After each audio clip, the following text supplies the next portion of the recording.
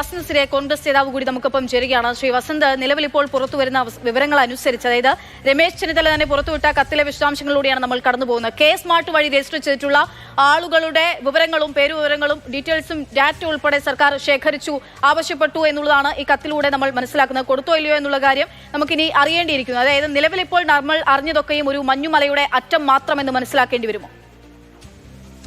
ഒരു സംശയം വേണ്ട. ഈ അടുത്ത ലോകമഹായുദ്ധം ഉണ്ടാവാൻ പോകുന്നത് ഡേറ്റയ്ക്ക് വേണ്ടിയാണ് എന്നാണ് ലോക വിദഗ്ധർ തന്നെ സമ്മതിക്കുന്നത്. അത്രമാത്രം പ്രാധാന്യമുള്ള വിഷയമാണ് ഡേറ്റ. നോക്കൂ, ഈ ഡേറ്റയുടെ പ്രശ്നം എന്താണെന്ന് അറിയാമോ?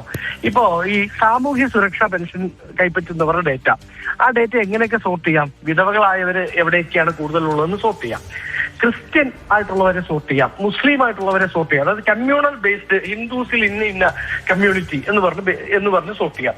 കമ്മ്യൂണൽ ബേസിൽ പോലും ഈ ഡേറ്റയെ സോർട്ട് ചെയ്യാൻ പറ്റും.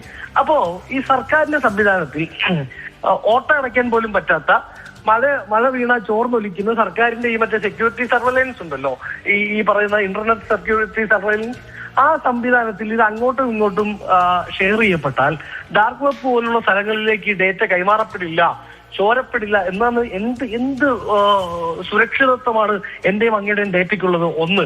രണ്ട്, ഇപ്പൊ നേരത്തെ ഞാൻ ഹോൾഡ് ചെയ്തപ്പോ കേൾക്കുകയായിരുന്നു, ഇതിലെന്തെങ്കിലും നിയമലംഘനമുണ്ടോ? Case Puttaswamy versus union of India, Aadhaar കേസാണ് 2018. വളരെ കൃത്യമായി ഇന്ത്യയുടെ പരമോന്നത നീതിപീഠം സുപ്രീം കോടതി പറയുന്നുണ്ട്, ഈ ഇന്റർ ഡിപ്പാർട്ട്മെന്റൽ ട്രാൻസ്ഫർ പോലും തെറ്റാണ്. അതായത് ഇപ്പം സാമ്പത്തിക സർവേയുടെ ഭാഗമായി അല്ലെങ്കിൽ മറ്റെന്തെങ്കിലും കാര്യമായി ഈ പറയുന്ന ഫിനാൻഷ്യൽ ഡിപ്പാർട്ട്മെന്റ് ഒരു സർവേ എടുക്കുന്നു എന്നിരിക്കട്ടെ, ഒരു ഡേറ്റ കളക്ട് ചെയ്യുന്നു.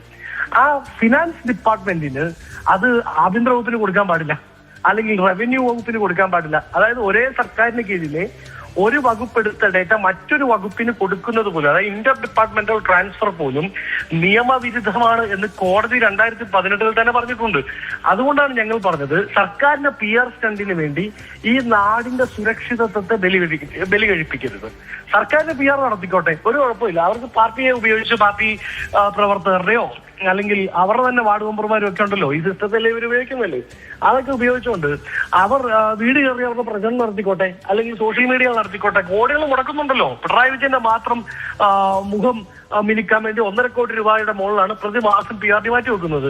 മുടക്കിക്കോട്ടെ. അവർക്ക് ഗൃഹസന്ദർശനം നടത്തുകയോ അല്ലാതെ അവർക്ക് ഡാറ്റ കളക്ഷൻ നടത്തുകയോ അതൊക്കെ സ്വാഭാവികമായിട്ടും അവരുടെ രാഷ്ട്രീയ പാർട്ടികൾക്ക് ഓരോ കാര്യങ്ങൾ ചെയ്യുക അവരുടെ തെരഞ്ഞെടുപ്പ് പ്രചാരണത്തിനായി. പക്ഷേ ഇത് സർക്കാർ സംവിധാനത്തിൽ ജനം വിശ്വസിച്ച് നൽകിയിട്ടുള്ള ഔദ്യോഗിക വിവരങ്ങൾ എങ്ങനെ സർക്കാർ രാഷ്ട്രീയ ലാഭത്തിനു വേണ്ടി, രാഷ്ട്രീയ നേട്ടത്തിനു വേണ്ടി ഉപയോഗിക്കുന്നു എന്നുള്ളതാണ്. ഫോൺ നമ്പർ, പേര്, വയസ്സ്, ജെൻഡർ, ജില്ല, താലൂക്ക്, വാർഡ്, തദ്ദേശ സ്ഥാപനം എന്നിവയൊക്കെ ചോദിച്ചുകൊണ്ട് വിവരങ്ങൾ കൊണ്ട് നൽകിയിട്ടുള്ള കത്തിന്റെ പകർപ്പാണ് ഇപ്പോൾ പുറത്തു വന്നുകൊണ്ടിരിക്കുന്നത്.